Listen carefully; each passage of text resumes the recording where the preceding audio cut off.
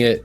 He did what every fighting game content creator wants to do or needs to do if you want to really grow. It's like you need to cater to that casual audience. He's still hardcore, bro. He still talks the real shit. He knows games in and out like a pro would. Oh, can't take that away from him. The guy's got a passion for it. It's led him down an incredible path in his career and his life and such, which is awesome. And I even said last week, I didn't know what the format was. I was confused because even throughout the time that the offline premieres were going up, as you guys know, I like to be a competitor myself. I would have liked to have tried for this, but I didn't even know about much of the World Warrior, like little side events that were happening throughout, but I still don't feel like it was marketed highly enough. What is going on, guys? Welcome to Double Tap. This is Mash Those Buttons podcast dedicated to the FGC. I am the returning ghost of Crash coming back. I know I've been out a couple episodes.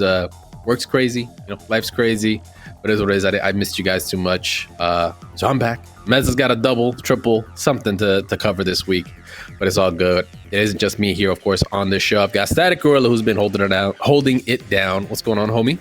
Sure. Was that even English? Yes. Yeah, I'm here holding it down. I think it was English. I'm learning. I'm learning other languages while I'm out here. Yeah. So my dialect is a little all over the place, but it's all good. At least I can still play fighting games. I actually can now confirm I've made someone quit internationally playing out here. I've managed to play Guilty Gear one time out here for a little bit, and I actually got a Kai player to quit on rank, and I hope I can get ranked. the replay. Okay.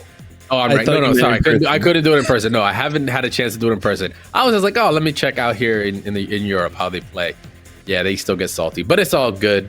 It's all good in the hood. No matter where you're at, as long as you're pressing buttons, I can't be mad at you. But hey, welcome, guys. Welcome, of course. This is Double Tap. This is a podcast dedicated to everything and anything in the fighting game community. This is, of course, episode number 361. Going here live on the 19th of February, 2024. So it's a really cool week. It's a pretty stacked week for some interesting things to go down. But before we do get into that, let's take a peek at last week's some info from last week, which is of course the poll and the question of the week. Let's start off with the poll. Actually, no, excuse me. Let me do it the other way because that's going to lead into the news later. But we had a question of the week last week, posted up by Meza. What other Evo moment was iconic to the FGC, other than, of course, the most of iconic Evo moment 3070 Daiko parry? We posted this up on our Discord. We got a bunch of awesome replies from you guys. Just checking out a couple of them. I mean, shout outs to Dusty Omen because he couldn't just give us one. He had to give us like six. But I think out of the three, I mean, what are we talking about here? The Long Island Joe making it to top 8 in Street Fighter 5 as the lone American, and his dad surprising him in the arena. That was pretty wholesome. That was like as wholesome as it gets. I remember that. That was really great. I was there. You were there, right? I was gonna say. I was gonna ask if you were, but you were there. Yeah. Spartan Throne making top 6 in UMPC 3 as the throwback game by reverse sweeping RF. Do you remember that one? Reverse sweep RF. I was sort of there. Yeah, I was there. You were there, but not there. It was very recent. Yes. Okay. And then, of course, Sonic Fox icing. Oh yeah, the icing Goichi in Grand Finals reset. Yeah, he got a lot of slack for that one. You remember there was a lot of Twitter stories for that. I hate that moment. That was kind of, you know what? I can't be mad, bro. It's competition. Oh no, I get it. I get it. So I get it. But yeah, it was interesting to see that. But then getting the rematch next year and then Goichi winning. True anime story, as Dots put it. So good on you. Karnofsky's Jay Wong winning Marvel 3, doing a barrel roll on stage. That one was funny. I remember that, watching that live, especially with his team, right? Wolverine, Storm, Akuma. Yeah, no, just so wild that team made it.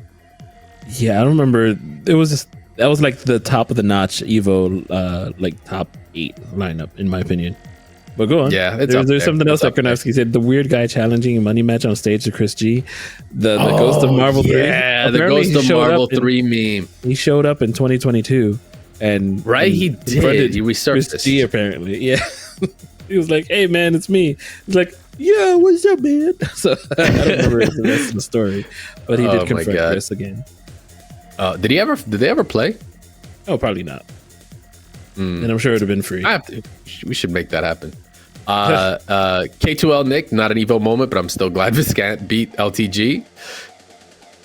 Yeah, hey, you know what? It's not an Evo moment. We'll qualify that. That was a pretty big storyline. And we have another one here from Sencho. I actually have two from Sencho. Real quick, thinking about the one. I want to go real quick back to Karnowski. They had a third one about the Street Fighter 4 clip of the guy perfected a child as Abel over and over again. I was in the crowd for that one too. Strider 801 beat the kid really bad. I wonder if how that kid's doing now. Anyway, go on. And then Sencho got a couple, but let's pay. Out of the ones that Sencho posted up, I think I know we said before the show I was talking about moment 13, like Punko versus Daigo, the perfecting. Valle versus Bonchen though. It's very good. That shit was kind of hype. The reads that he does in that, it was. You were there? I was there, and he never SPD'd. Never, not one SPD, and the crowd was going nuts. So I remember. Mm-hmm. Yeah, I remember the air SPD that he did, the air grab one. That one was sick. Where he just read it and just did it and got him. That was disgusting. And then for me, I saw this week they shared the one Oni-san versus Punko with the shirts off. Hilarious. One of my favorites. So funny. But anyway, a lot of good Evo moments for sure. There's still many more that haven't been listed, especially if we're gonna go back to the pedigree of Evo events that have gone on. As for the poll, so this was the reason why I kept the poll for the second part of this is, of course, the question was, is the format for Capcom Cup too long? Reason for bringing that up, of course, Capcom Cup is going on this week. Actually, the LCQ just wrapped. We'll talk about that in a second. This is coming in on Twitter, it came in at a solid 50-50. 50% yes, 50% no. So it's, inconclusive there. While as on Discord as well, where we posted this up, we actually have more, I want to say, of 80 to 20 deal there for no. So saying that no, and then Spotify also had majority was for no. So it looks like it's leaning towards more of a no, that it's not too long. I think that's more on the premise of like the literal length of it, because if you look at the schedule for Capcom Cup, it's like a whole week. Like the whole week itself is just that. That's including the LCQ. Actually, it's longer if you're including the LCQ.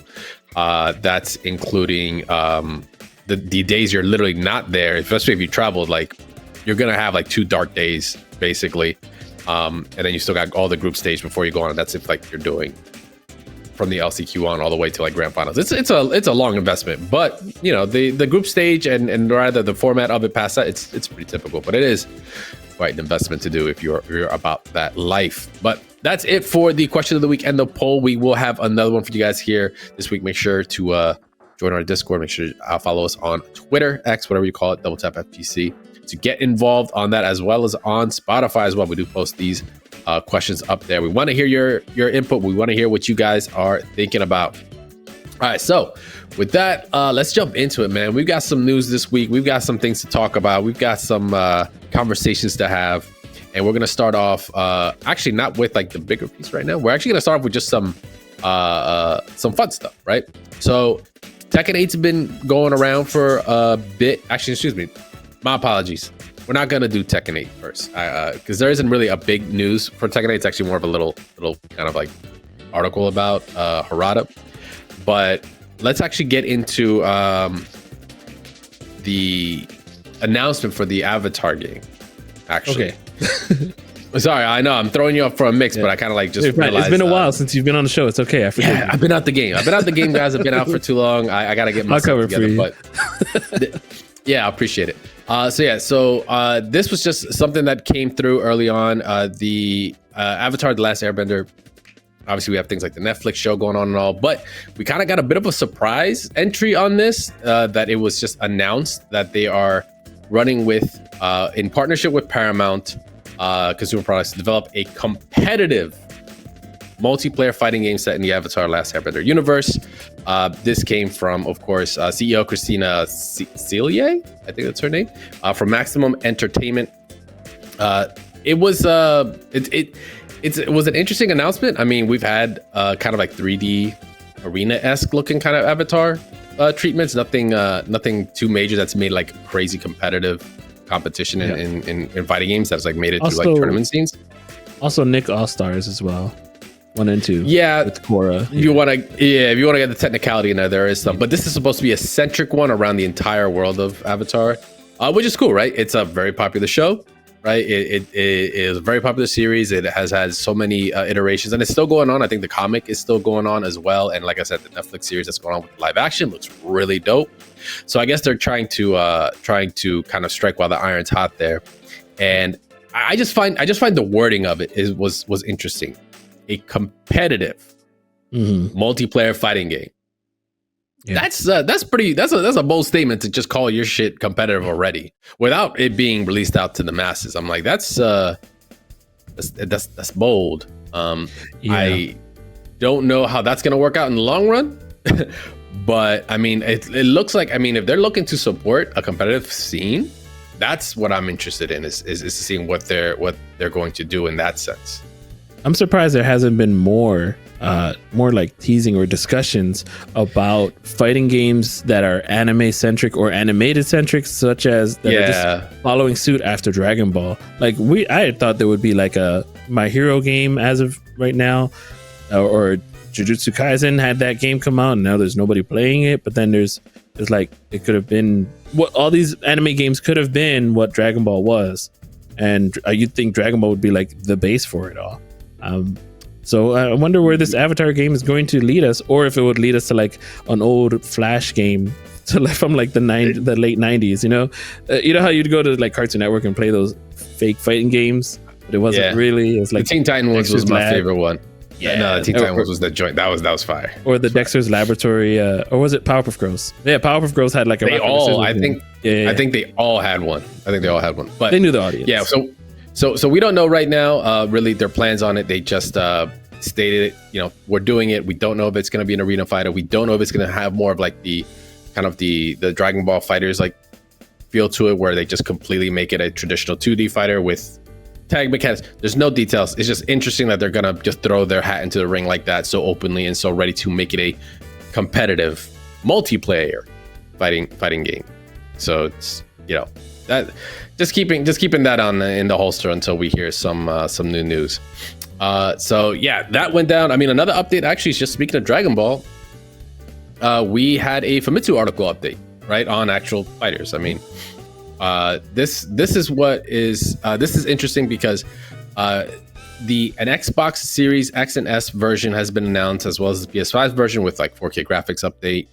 And then we're still here waiting for the rollback netcode. It makes me wonder if this whole porting and like the graphics update and all that, if this is the reason why it's taken so long. I mean, don't get me wrong, right? Rollback netcode implementation is a process in itself.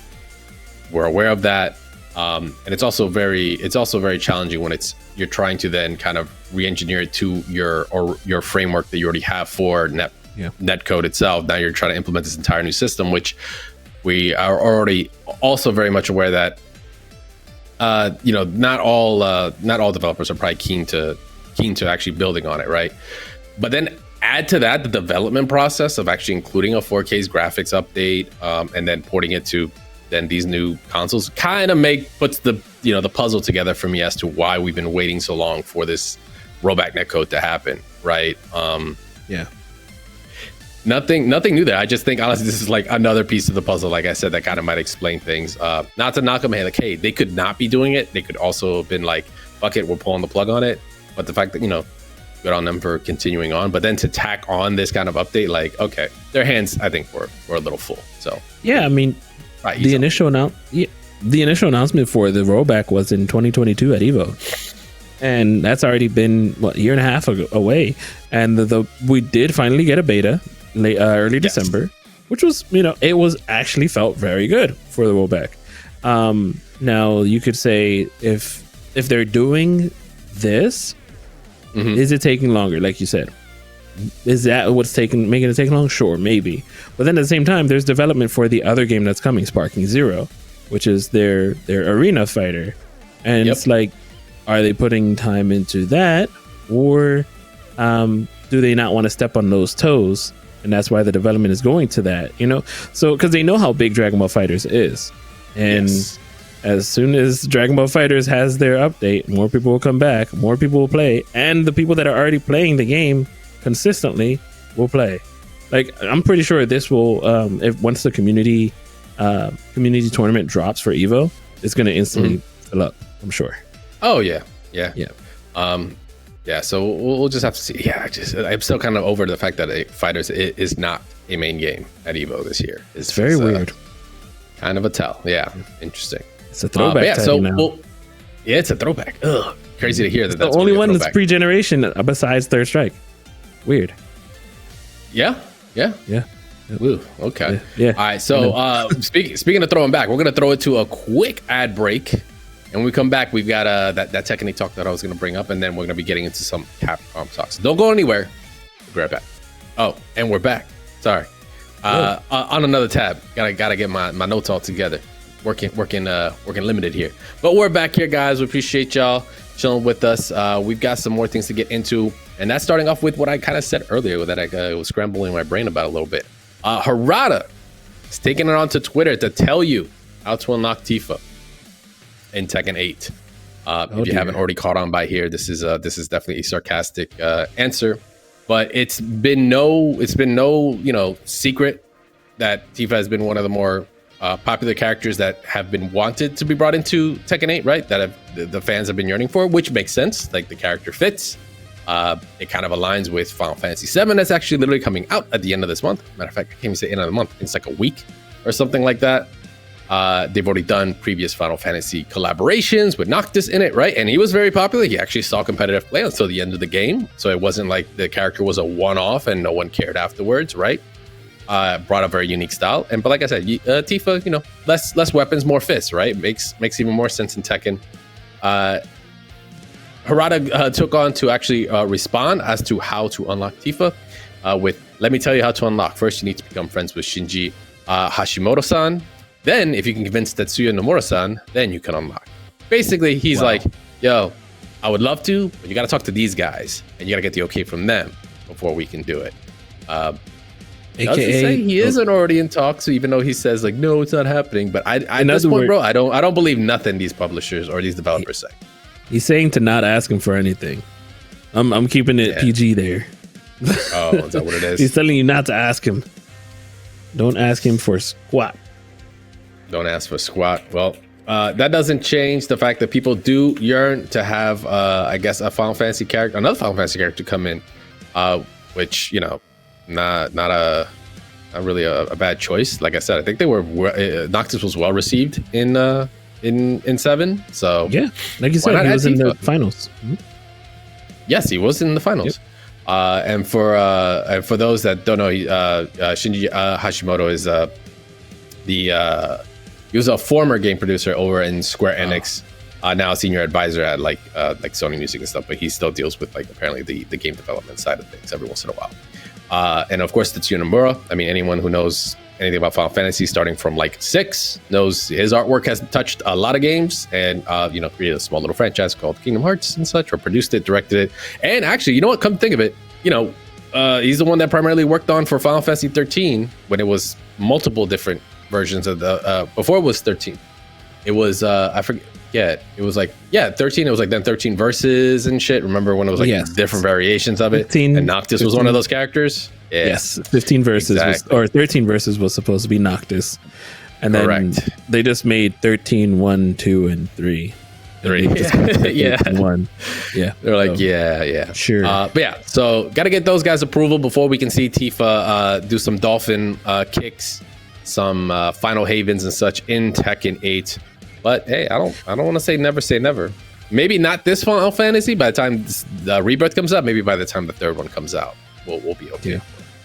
I'm marking it now. So when it happens in like 2-3 years, I'll clip this and we'll make a short out of it. Don't worry, it'll be fun. All right. So with that, there's actually one thing that I think Static here wants to take note of because Capcom Cup X is going on this week, but there was another little bit of a award ceremony. Someone we want to give some flowers to. Yeah, man. As much as some of the thanks, dude. As much as some of the FGC likes to pop a squad onto Maximilian dude's content, good for him for winning the Legacy Awards at the Streamer Awards. He didn't win Fighting Game Streamer of the Year, I believe. Actually, he did. Okay, there it is. He didn't win Fighting Game Streamer of the Year.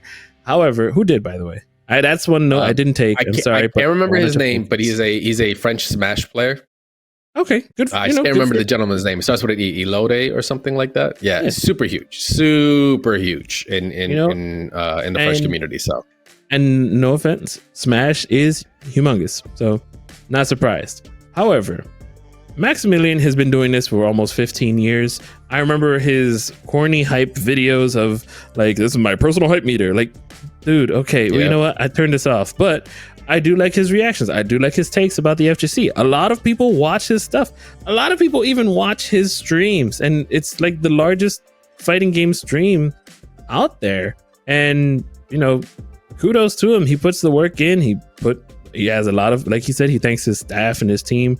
And not only did the person like presenting the award like just say, yeah, this is a guy. No, there was actually like a lot of effort put into the award and to the announcement that they made for him. They showed like his dog Benny and a lot of content from throughout the years, like all of the assist me's, and even just like he's come far from just being like a fighting game / Final Fantasy / Call of Duty / all these other streamers where he found his niche community. And again, I'm not the biggest watcher, but I've watched the a lot of the reaction videos when it comes to future stuff and news and thoughts the community might have.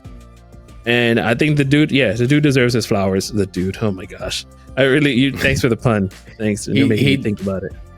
He does. Because he is one of those content creators that like he broke the mold. He was doing a lot of the stuff that people do now. He's been doing it for quite some time and just fine tuning it. He did what every fighting game content creator wants to do or needs to do if you want to really grow. It's like you need to cater to that casual audience. You need to know, you know, how to kind of get that content out there. But even though he was able to strike the balance between it where he could still be very approachable by the casual audience, but he's still hardcore, bro. He still talks the real shit. He knows games in and out like a pro would, a hardcore player would. You can't take that away from him. The guy's got a passion for it. It's led him down an incredible path in his career and his life and such, which is awesome. And yeah, man, to get an award, to just show that recognition for that work, like that is the least that could be done. And I'm super happy for the guy as well. You know, to get it. And yeah, there's not much more really to say. The guy deserves it.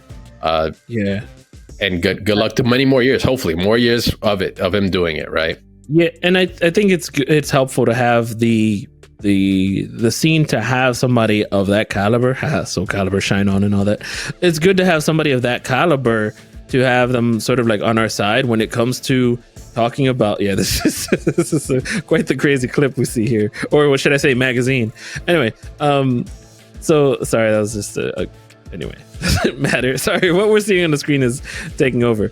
I lost my train of thought, but that's okay. We were talking about having a person of this caliber. For instance, when it comes to the costumes for Street Fighter 6, like being the pricing that they were, he's going to talk about it. He's not like a millionaire where he's like, I don't know how much $10 is worth. No, he knows that these prices for the costumes were big. He's active on Twitter. He's active to the community will let him know through chat if he's doing something wrong. Even like thanks his own chat inside of the speech he had there. So I mean, the guy has even his own friends that they do Yo Video Games every weekend.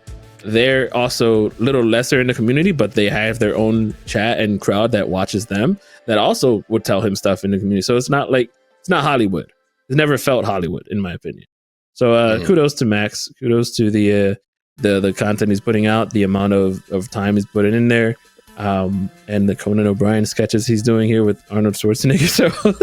So, kudos. I'm like you said, not much more we can say other than, Resident Evil streams, cool.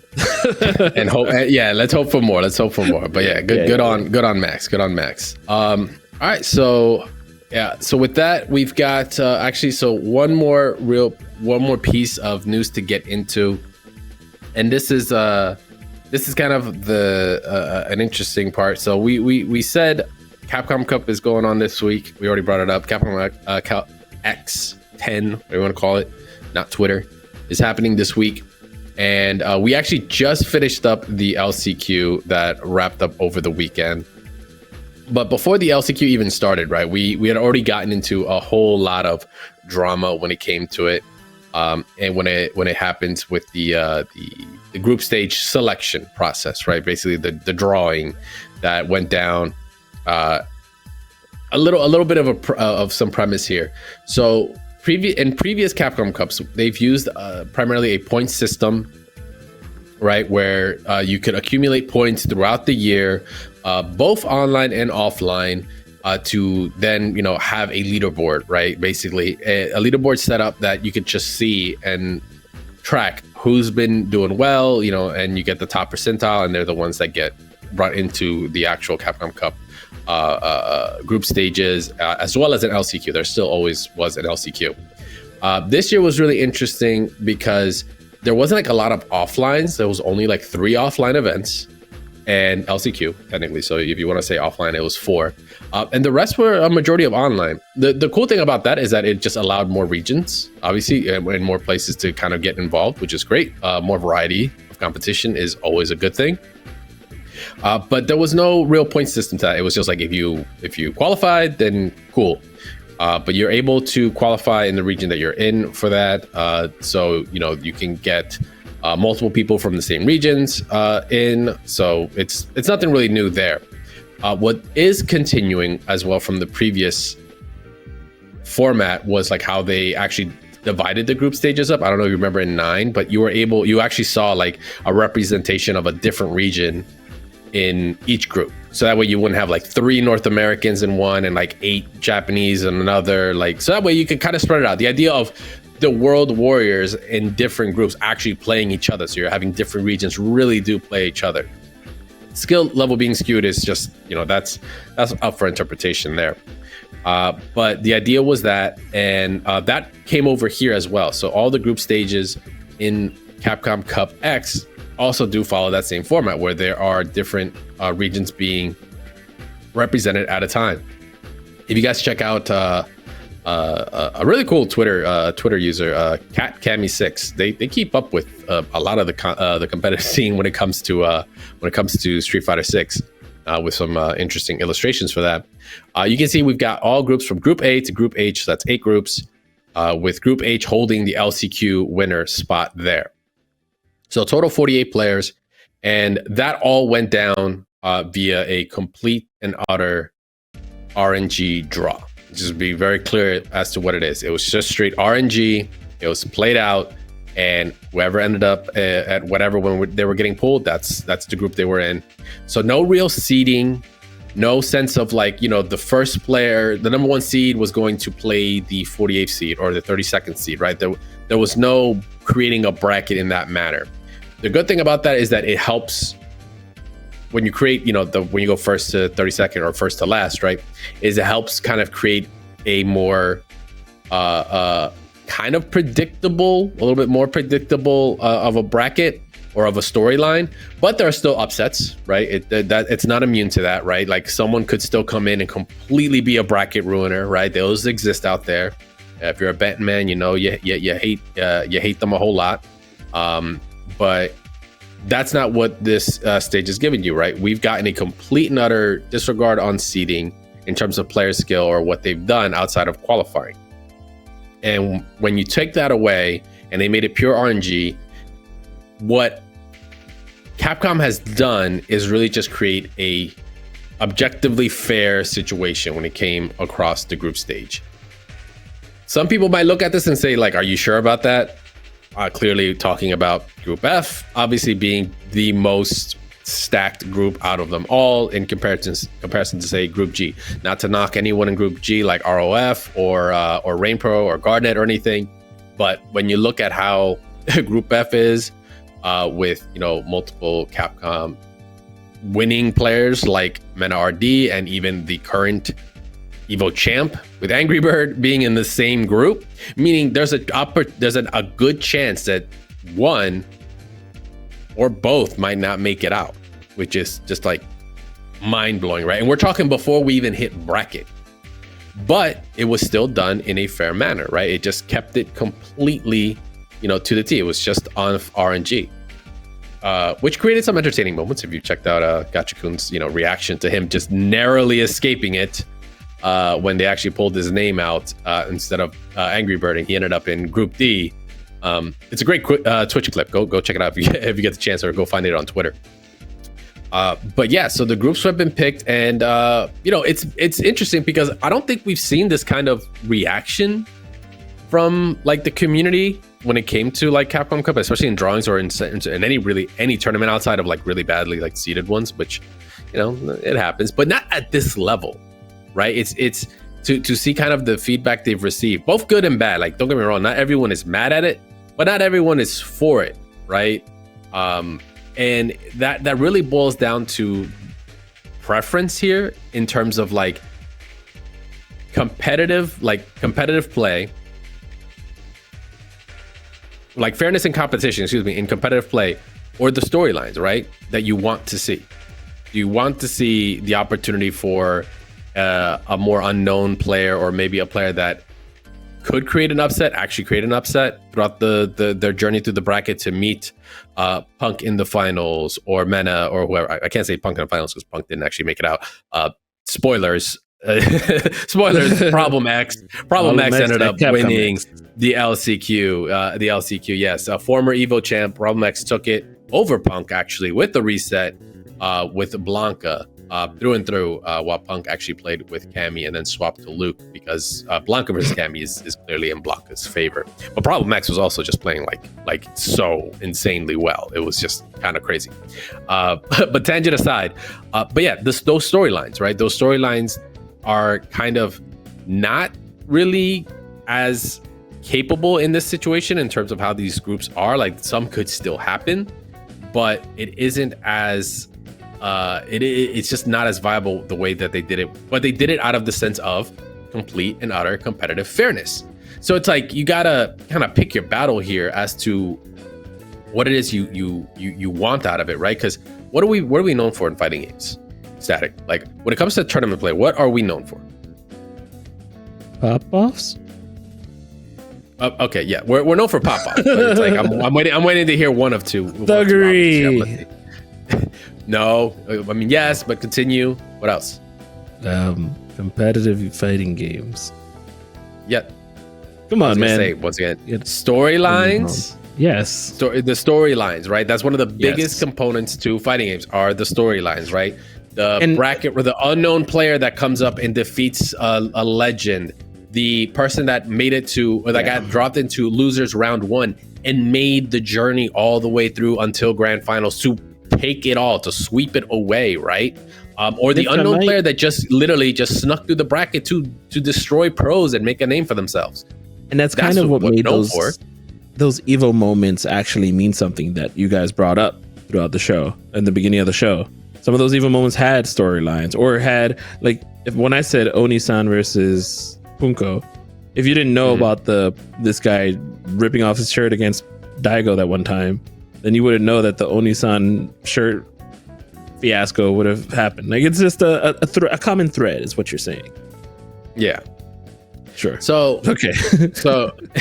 so yeah. So like I said, it hasn't been so divisive as to like how the group stage were actually selected. Like, which actually, funny enough, I don't think I even asked you. Like, how did you feel about the idea of like them drawing the players out versus like how we've done in the past, where some TOs will get crucified if they get some seeding incorrect, or even just get some of the local homies in the same bracket, right? You're telling me.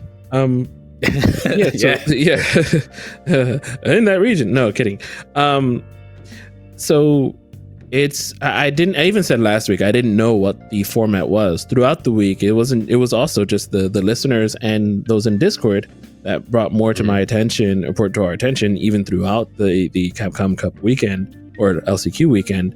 However, I was confused because even throughout the time that the offline premieres were going up, as you guys know, I like to be a competitor myself.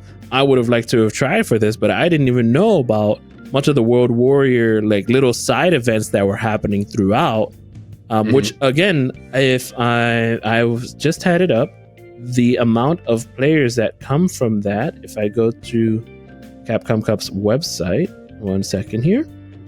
The amount of players that came through were 26 players from World Warrior out of 156 tournaments. If there's like a graph that goes into Capcom Cup. So those were all of those had to be winners, not just runners up, not just point based. I'm used to the point based structure from Street Fighter 5 and a little bit of 4. So I also didn't. I didn't like the online thing because it's like there's a bit of obscurity. There's a way for people to not know about these certain events or not know that they had to win this one or had to go to that one. I wasn't really a fan. I'll be honest, I'm not a fan of that. However, if you are a pro player or you have, and I think I've brought this up before, if you have maybe a manager or an esports manager of sorts and you are a pro, then I'm sure there's somebody who has an eye out for that and saying, hey, you have to win this one, this one, this one, this one. Try out for these, and these so that you can qualify for it. So that you're not falling behind or that you're not missing anything for you to actually compete or win or try to win. So I don't feel as though, yes, anyone can go to the Capcom Cup website, but do some digging and find out which tournament they had to be in. But what if it was too late by the time that happened? Like they found out about this after Street Fighter 6 had already come out a couple months later. They got it discounted. What if it's too late for their region? What if they couldn't go to Evo? They can't go to Singapore. Can't go to the other ones. And then the last chance qualifier, they got to take a whole week off and go to that and say, oh wait, well, there's my opportunity, there's my chance. So those are so many things that come up in the negative. However, in the positive, yes, they were all noted there. All the rules were noted there. But I still don't feel like it was marketed highly enough. I follow the Street Fighter actual like Street Fighter account, and I have like notifications on in case any announcements come up that I like to hear and fix and talk about, whatever. But I just didn't feel I feel like Capcom Cup and Capcom Fighters or even Street Fighter themselves are all like separate entities at this point.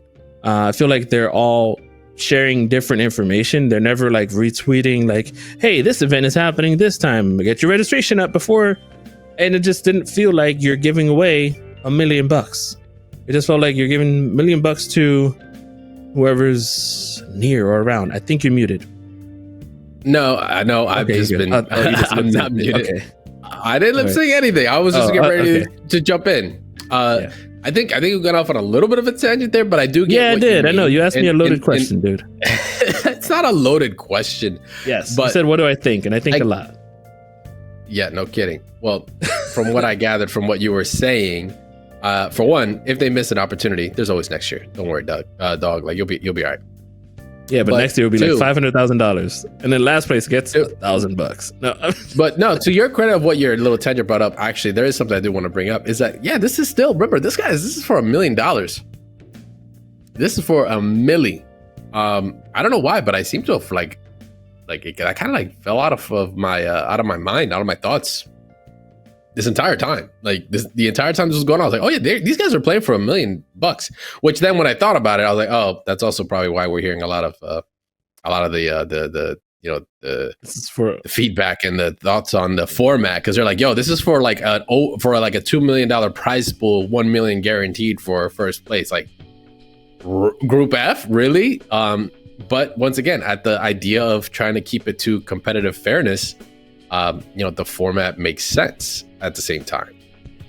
But it's really what you're trying to achieve at the end of all this, which is kind of also where the question that I asked for you guys is going to be coming from here, and that is actually for the question of the week. This week is the following. So, because of the recent events with Capcom Cup 10 and the idea of like how they're trying to keep it for competitive fairness, but then with kind of like the grassroots and the history of like fighting games and creating incredible storylines in basically like whatever event, man. Like you can pick an event, just throw a dart at the board, you'll find something for sure. It's kind of like the question that's been brought up for me is like, what like value do you kind of hold greater? Like, do you want the development of really good storylines of like those bracket ruiners, those unknowns, those pros getting I don't say humble, but they're getting beaten by someone without a name? Or do you want to ensure fairness in competitive play, like just absolute fairness through and through? There are some caveats. I think that the processes could always be better, but the idea is still that you're just keeping that in mind no matter what. Like, storylines be damned, it's about competitive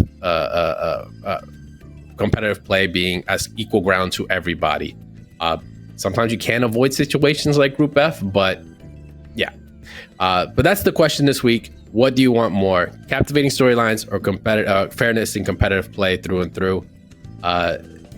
Which like just had me thinking about like that question really came from thinking like, what if we had a pro season and kind of like a World Warrior season? Like, what I mean by that is like, we've got developer supported events, right? Capcom Cup, first party events, Capcom Cup, Arc Revo, TWT, right? Where it's open to the public, anybody. It can be integrated or has been integrated in like your PlayStation 5, right? When you can sign up for specific events, some of them that qualify for those events as well, give you points there or give you some sort of placing towards it. And that's meant for everybody, anybody. Like you said, the person that got the discounted code 6 months later wants to get involved, they can jump in on that, right? And then we have a more invitational or closed circuit kind of season where it's about these top ranking players that get invited to different events around the world for a circuit there, i.e. like your Red Bull Kumites, where they'll do one in New York, they'll do one over in England, they do one in California, maybe one in Japan, right? And it's still like World Warrior wise, but it's meant to be about competition in all maybe the regions, and then you get the winners from there, right? But that's only but that's only meant on an invitational standpoint on like who is considered the best of the best, right? Because that creates entertaining competitive play and, storyline still. I'm not going to say a storyline will always be what would be ignored there, but a crazier storyline is when you have these other variables that are available to people that are going into a more open bracket, right? So yeah, it's interesting as to the impasse that the fighting game community is kind of it right now, especially with the Capcom Cup like format pick. But it doesn't mean it's gonna be always the moving forward, like the way. But I think it's also fun to experiment for stuff like this because you don't know. This actually might be the most hype Capcom Cup we'll ever have. Considering it's also the first for Street Fighter 6. We'll have to see. Unfortunately, we won't be getting no content though. I don't know if we didn't talk about that. Can you believe we're not getting content on a Capcom Cup? Like it's very it let me down. In the words of Molly Shannon's character, who has a comedy stand-up, "Don't get me started. Don't even get me started." If you know that deep reference, then shout outs to you. But you saying it's the most hype? I'm sorry. When there are multiple games at Capcom Cup, that for me was when it was most hype. Like having Capcom 3 as like a main game was pretty cool. I hope Street Fighter can make some more fighting games so we can have more content to watch other than just Street Fighter at Capcom Cup. That's just me. Even if it's cross-tech, and if they want to do some throwback titles, if they want to even do Street Fighter, y'all had the anniversary game come out and still didn't have anything last year about it, did you? So I'm just watching. I'm looking on the website because I was looking through the website as you were discussing of the Capcom Pro Tour website, and then if you go to players, you can go keep scrolling all the way down, and you'll see they show 2019, 18, 17, 16, 15, 14, 13 winners. No mention of Cloud 805 winning MVCI Battle of the Stones, which was another monstrosity in and of itself, and no mention of Chris G winning Ultimate Marvel 3 against Yipes and Flocker. I had to go to their old website to find it. Just so my takeaway here: Capcom Cup needs more games. Yes, I don't know why we call it the Capcom Cup. Why not? It's not just the Street Fighter like title or Street Fighter Cup. Like it's just one game. You got a good point there. Yeah, maybe they had like a whole a contract for the past like 10 years or something. With themselves? Sure. Yes. All right. Yes. Actually, it's a separate. I got a contract for this ad that we're about to hit. So we'll be right back after this. We close out the show. Don't go anywhere. Right back. All right, and we are back. tail end of the show, but hey, still got some more things to talk about. Really, this was just like a thought process. I don't know if you ever have like those weird shower thoughts or those weird times where you just like think of a situation. I don't know about you. I know, actually, you know what? I don't want to say I don't know about you. I know for a fact that you probably, like at some point in your life, Static, you've probably thought back to like an old match you've had, and you've been like, I could have blocked that.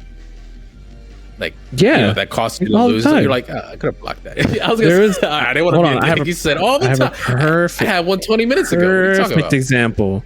Whenever it's because it was my own character. Whenever I use Nova and I get every time that I kill a character with Nova and I think of a incoming mix-up, I think of the one time a guy got me with a no mix-up. Like he was the same side. I was like, all right, I'm gonna block this really hard. And it was mid-screen, put up a barrier, threw up an energy javelin, and I'm like, where do I go? Same side. Pop, pop, pop. So why do you bring that up, sir?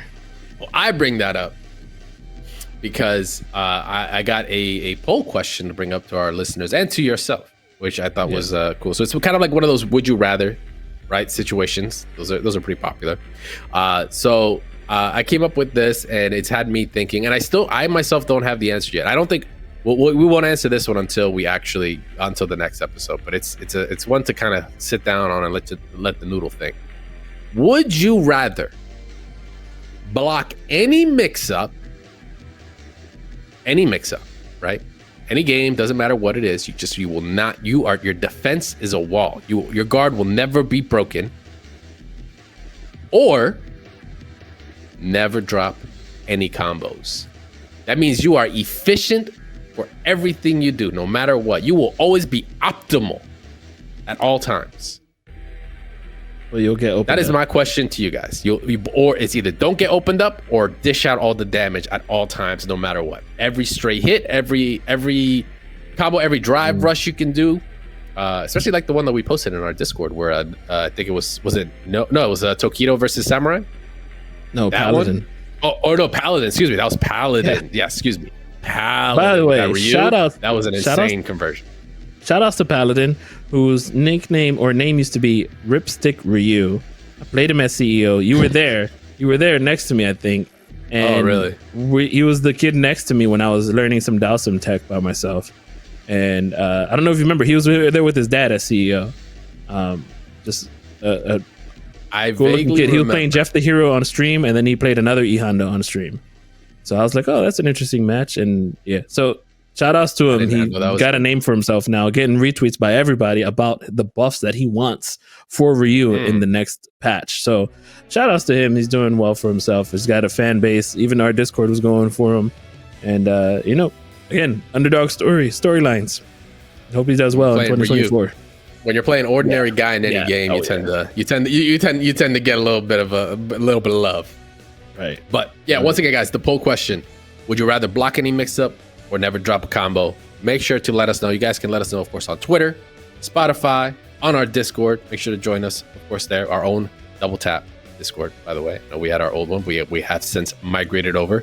I don't know the address off the top of my dome, but I'll probably be plugging it in every week after this once I actually do know that.